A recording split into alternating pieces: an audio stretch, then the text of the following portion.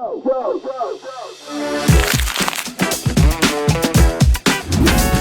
interaksi pertama kamu dengan orang Turki itu gimana? Assalamualaikum warahmatullahi wabarakatuh. Halo teman-teman PPI TV, kembali lagi dalam program acara Hikayemiz bersama saya Faisal, reporter PPI TV dari Turki. Nah, pada episode kali ini kita akan membahas tentang Turki di mata pertama, antara kaget dan kagum. Sebuah cerita tentang kesan awal, ekspektasi, dan realita yang dirasakan oleh pelajar-pelajar Indonesia yang saat ini sedang menempuh pendidikan dan hidup di Turki. Mulai dari bayangan sebelum berangkat, interaksi pertama dengan masyarakat lokal, hingga momen-momen yang tidak terduga dan penuh pembelajaran. Nah, untuk membahas hal ini, saya telah bersama teman saya yang merupakan salah satu pelajar Indonesia yang akan berbagi pengalaman langsung tentang Turki di mata pertamanya. Halo. Halo. Nasılsınız? İyiyim, siz nasılsınız? Ben de iyiyim. Nah, sebelum kita lanjut bahas tentang Turki di mata pertama, boleh nih perkenalkan diri dulu ke teman-teman sekalian, nama, alamat, dan sekarang lagi stay di kota mana? Oke. Sebelumnya, perkenalkan, nama aku Muhammad Fasya Rilfi. Biasanya teman-teman aku panggil aku Fasya. Alamat aku di Indonesia, berasal dari Karawang. Sekarang aku di Turki, tinggal di kota Afyon. Nah, aku juga kedatangan tahun 2025, masih baru. Dan sekarang aku juga sedang program Tomer. Berarti masih dalam proses belajar bahasa Turki. Iya, betul banget. Nah, pembahasan pertama kita itu tentang bayangan pertama tentang Turki. Nah, jadi sebelum ke Turki ini, bayangan kamu tentang negara ini gimana sih? Sebelum aku ke Turki, aku kira Turki itu negara Islami. Yang pastinya kan negara Islami itu banyak yang menggunakan hijab buat perempuan. Tetapi berputar balik banget. Pas sampai di sini itu beda banget. Banyak juga orang-orang setempat yang di sini yang nggak menggunakan hijab. Maka ya aku kaget dong. Ternyata orang Turki juga ada yang nggak pakai hijab. Banyak banget malahan. Banyak banget. Justru kebanyakan yang nggak berjilbab daripada yang berjilbab. Padahal bayangan kita tuh sebelum berangkat ke Turki tuh kita udah mikir bahwa di Turki pasti nanti yang perempuan semuanya pakai jilbab, kayak betul. Negara-negara Timur Tengah kan? Iya, betul.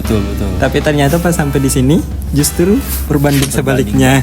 Nah, lanjut nih pertanyaan kedua. Hal apa sih yang paling kamu yakini bakal kamu alami di sini tapi ternyata salah total? Aku kira itu orang Turki ini tuh galak-galak ya. Galak-galak. Soalnya emang kelihatan dari mukanya tuh serem-serem juga tuh salah satunya. Tapi beda banget. Orang-orang di sini itu justru lebih ramah daripada negara kita sendiri. Ramah banget. Contohnya dengan aku yang udah aku alamin kemarin, aku sempat di airport itu nyasar. Aku mau cari bis buat ke Otogar. Nah, tapi ada satu sebelum itu kan orang Turki itu kan banyak yang nggak bisa bahasa Inggris ya. Nah, aku di situ bingung dong mau nanya ke siapa. Kalau misalnya aku kalau misalnya pakai bahasa Inggris nanti dia nggak ngerti gimana. Nah, tapi ada satu orang Turki yang datengin aku. Mungkin dia ngeliat aku tuh, kenapa nih orang nih kok kayak pusing banget. Jadi dia nyamperin aku, nanya, kamu kenapa pakai bahasa Inggris? Dan disitu aku kaget, kok dia bisa pakai bahasa Inggris? Mungkin ternyata ada beberapa orang yang bisa bahasa Inggris di situ. Nah, di sana dia nanya, kamu mau kemana? Kok kamu kelihatan lagi pusing banget? Aku mau ke bis, mau ke Otogar. Aku nggak tahu harus gimana. Terus yaudah kamu bareng saya sama saya aja, nanti saya antar. Dan di situ dia ngantar aku ke Otogar. Gitu. Jadi bayangan kamu sebelum kesini tuh kamu ngira bahwa orang di Turki tuh nggak ada yang bisa bahasa Inggris gitu ya. Betul. Tapi ternyata pas sampai di airport ada juga ya. Tapi emang sih kebanyakan orang di Turki itu susah banget bahasa Inggrisnya. Kemarin aja aku pas di airport itu sempat ada masalah. Tapi yang petugas airport aja nggak bisa bahasa Inggris. Justru menggunakan bahasa Turki, yang dimana notabene itu kita baru datang banget loh di Turki. Iya, betul. Nggak bisa bahasa Turki sama sekali. Nah, lanjut nih di pertanyaan ketiga. Kalau harus jujur nih, kamu itu excited atau takut waktu pertama kali mendarat di Turki? Takut atau excited? Oke. Sebenarnya tuh aku ada dua. Aku sebelum situ excited banget. Dari berangkat dari Indonesia itu aku excited sampai di Istanbul itu aku excited, masih excited. Cuman ada satu ketakutan yang dimana aku pikir gini, aku takut tuh gara-gara orang Turki itu nggak ada yang bisa bahasa Inggris loh. Jadi aku kalau misalnya ada masalah atau apa, aku gimana nanti speakingnya? Seperti pertanyaan sebelumnya loh. Aku kira orang Turki itu nggak bisa bahasa Inggris, tapi ternyata ada yang bisa ngomong bahasa Inggris. Nah gitu salah satu ketakutan aku yang pertama kali aku tiba di sini. Itu speaking tersebut. Jadi sedikit excited, tapi ada takut-takutnya juga ya. Oke. Nah, kita lanjut di pembahasan yang kedua. Ini tuh tentang interaksi dengan orang Turki. Interaksi pertama kamu dengan orang Turki itu gimana? First time banget aku interaksi sama orang Turki itu di asrama. Kebetulan banget aku kan tinggal di asrama. Nah, otomatis kan pasti aku sekamar sama orang Turki. Ya. Nah, di sana aku bingung. Dia nanya ngomong sesuatu, ngomong apa, aku nggak ngerti. Aku cuma bisa jawab efek tamam. Aku sempat diketawain. Cuman aku yang nggak kenapa-napa ya, namanya juga orang pertama kali datang. Nah, di situ ada satu temanku juga yang bisa sedikit bahasa Inggris. Dia nanyain, kamu dari negara mana? Oh, aku dari Indonesia. Oh, ya. Semoga kamu betah ya di sini. Iya. Ramah banget juga sama teman-teman aku tuh. Terus ada satu temanku itu yang aku pokoknya udah jalan seminggu. Temanku ini dan ini first ilmu dapat dari orang Turki langsung. Aku datang dari luar ke kamar, temanku ini bilang, hoş geldin Pasha. Terus aku diam, evet Pasha. Kalau misalnya aku bilang hoş geldin, jawabnya hoş bulduk. Oh seperti itu, oke. Teşekkür ederim kakak. Oh yaudah, abis itu udah deh kelanjutan sama orang yang bisa bahasa Inggris ngobrol lagi. Nah sama sih, interaksi pertama aku itu di Turki dengan orang Turki itu dengan emlak. Emlak rumah, pas ngurus rumah itu si ini yang punya emlak itu nanya-nanya ke aku, tapi dia juga nggak bisa bahasa Inggris, dia cuma bisa bahasa Turki. Nah aku di situ yang baru sehari di Turki itu cuma bisa bilang evet, tamam. Itu adalah kata-kata andalan mahasiswa Indonesia yang baru banget datang di Turki. Evet, tamam. Betul banget. Nah lanjut nih di pertanyaan kedua. Pernah nggak sih ketemu orang yang super baik di sini, atau pernah nggak ketemu orang yang malah bikin ilfil? Oh, dua-duanya ada. Yang baik itu teman kamarku sendiri. Kenapa bisa aku bilang baik? Aku posisinya waktu itu lagi santai di kamar. Aku lagi istirahat, lagi tiduran, lagi sekalian lagi main HP. Tiba-tiba temanku ini panggil namaku, Fasha. Terus dia bilang, Gel. Aku di situ belum ngerti dong, Gel apa? Gel itu artinya apa? Ya, aku bilang, Aku bilang gitu doang. Terus dia ngasih syarat dong, Gel. Doh, aku baru sadar kalau dia itu nyuruh aku buat ke dia ngedatengin. Nah, di situ dia ngasih aku dua buah pisang sama jeruk. Nah, terus ya aku dengan nanti aku ngomong, terima kasih banyak. Nah, di situ itu yang letak baik banget temen aku itu. Kedua yang buat aku ilfil itu, aku lagi belajar bahasa Turki di kampus. Nah, itu kenapa aku bisa bilang ilfil? Karena posisinya aku lagi belajar bahasa Turki. Nah, itu ada kelas tambahan dari mahasiswa yang ada di univ aku. Ya, semacam guru magang gitu ya? Ya, betul. Nah, dia itu ada dua orang, cewek sama cowok.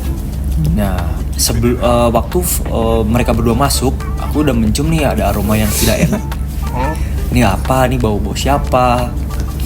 Paham. Pertama kali aku didatengin sama yang cowok. Datengin, aku dilihat, kamu tuh bener nggak ngerjain soalnya? Terus nggak kecium aroma apa-apa. Tapi yang cewek yang ini datang ke aku, dia juga mau ngecek.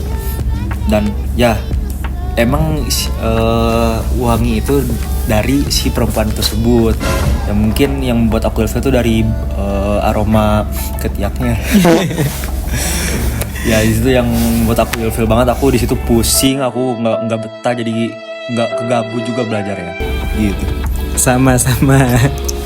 Aku juga pas awal-awal di sini tuh ini ketemu orang tuh kalau baik ya super baik. Betul. Kalau nemu orang baik banget.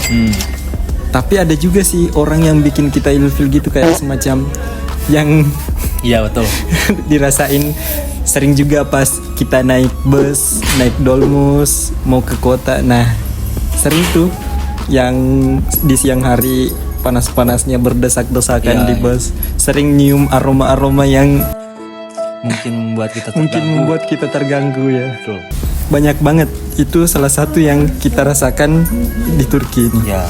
Nah, lanjut nih, pertanyaan selanjutnya. Menurut kamu itu orang Turki itu lebih dingin atau lebih hangat dibanding ekspektasi? Ekspektasi aku tuh sebenarnya awal kesini tuh orang Turki cuek-cuek ya. Tapi enggak, orang Turki itu Ternyata pas sampai di sini, sampai sini semuanya ramah banget. Aku dia disambut hangat banget sama kakak kelas aku, orang Turki yang di asrama. Sampai dia itu cerewet. Kamu dari mana? Kamu suka nggak makan ini? First time kali aku di asrama.